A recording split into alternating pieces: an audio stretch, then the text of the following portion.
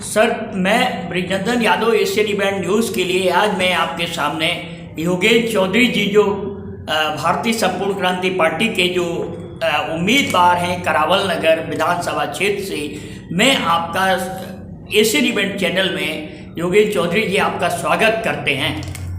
धन्यवाद, नमस्कार। सर, मेरा पहला सवाल है कि आप बेसिक समस्याएं इस क्षेत्र की क्या है, उन पर एक संक्षिप्त प्रकाश डालिए।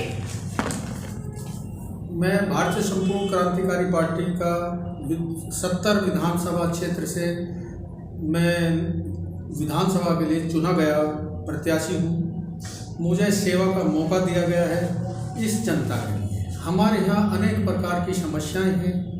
हमारे सबसे बड़ी समस्याएं नाले की है, जो हमारे नाले का कभी सफाई नहीं होता, और सफाई होता है तो कूड़ा नहीं उठता, ना ही उसको पटाया गया है।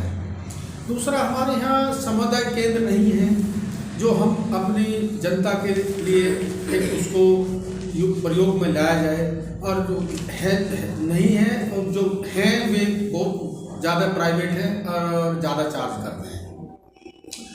सर, इसी से संबंधित आपने दो समस्याएं उठाई और बहुत महत्वपूर्ण आम जनता से जुड़ी हुई है जन उपयोगी समस्याएं हैं। एक सामुदायिक केंद्र की बात कही आपने, नाले की बात कही। नाला बेसिकली जो है, नाले का जो मामला है वो नगर निगम के अधीन आता है।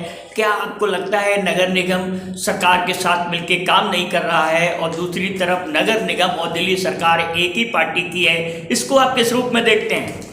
देखिए, ये उनका समन्वय है, और कहने को वो कभी पहले बीजेपी का था और विधानसभा आम आदमी पार्टी की थी, कि दोनों का कह रहे हमारा समन्वय नहीं है। लेकिन उस चीज़ को जनता को क्या लेना है, गवर्नमेंट किसी की भी हो। हमने तो प्रत्याशी को चुन के भेजा है, वो जनता की सेवा के लिए है। तो जनता का सेवा करने का उनकी प्राथमिकता है, लेकिन वो कभी इस तरफ फोकस नहीं देते हैं। दूसरी आपने बहुत महत्वपूर्ण समस्या उठाई, सामुदायिक केंद्र। आम जनता चाहे वो किसी जाति धर्म का हो, सबको सामुदायिक केंद्र की जरूरत पड़ती है। आखिर सामुदायिक केंद्र पिछले 10 साल से 15 साल से मैं देख रहा हूँ, भारतीय जनता पार्टी के जो निवर्तमान विधायक थे बिष्ट जी, वो यहाँ से रहे। क्या उनके काम, उन्होंने ये बहुत छोटी सी समस्या के बारे में ध्यान नहीं दिया, या ध्यान दिलाया नहीं गया? देखिए, उन्होंने मोहन सिंह बिष्ट जी को हम बराबर समर्थन देते आ रहे हैं, और 5 साल के अंदर उन्होंने एक दिन आकर के जनता के बीच में कभी आए नहीं हैं। नारियल जरूर उन्होंने फोड़े, 50 नारियल फोड़ दिए होंगे हर चीज़ के लिए, लेकिन कभी उस पर इम्प्लीमेंट उन लोगों ने नहीं किया है। और जनता को सिर्फ आश्वासन दिया गया है, धोखे में रखा गया है, लेकिन काम के बारे में उन्होंने कभी इस विचार में विचार नहीं किया। ये आप सब लोगों के सामने है, अगर हम झूठ कह रहे हैं तो सामने है, क्योंकि उन्होंने इसलिए कि उनका काम चल रहा है, कहने वाला उनको कोई ऊपर से है नहीं, और जनता की वो सुनते नहीं, इसलिए हमारे काम में बाधाएं हैं।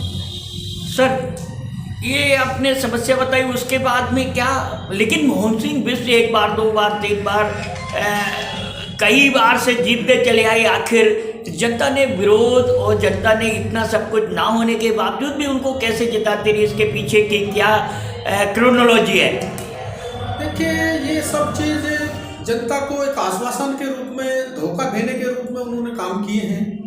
जनता ने इन पर विश्वास किया कि भाई हम चलो अब की बार हम ये काम करेंगे। बार बार उनको आश्वासन के तौर पर हम लोगों ने उनको चुनाव में जिताया, बहुत भारी बहुमतों से जिताया, और हमने उन पर विश्वास किया। लेकिन जनता को उन पर विश्वास का अब की बार तो उन्होंने हद ही पार कर दी, कि घर से ना कभी गए हैं, ना आए हैं, और किसी भी क्षेत्र में नहीं गए हैं। एक क्षेत्र का विकास नहीं हुआ, ना आपका सामुदायिक भवन बना, ना रोड बनी है, ना सीवरेज का है, ना रोडों का है, ना नालियों का है। सब, अगर नाला ओवरफ्लो होता है तो हम घरों में पानी भर जाता है। ये हमारी बहुत प्रॉब्लम रखी है। कोई भी सुनवाई, अगर गए भी हैं तो उन्होंने हमारी कभी सुनवाई नहीं करी है।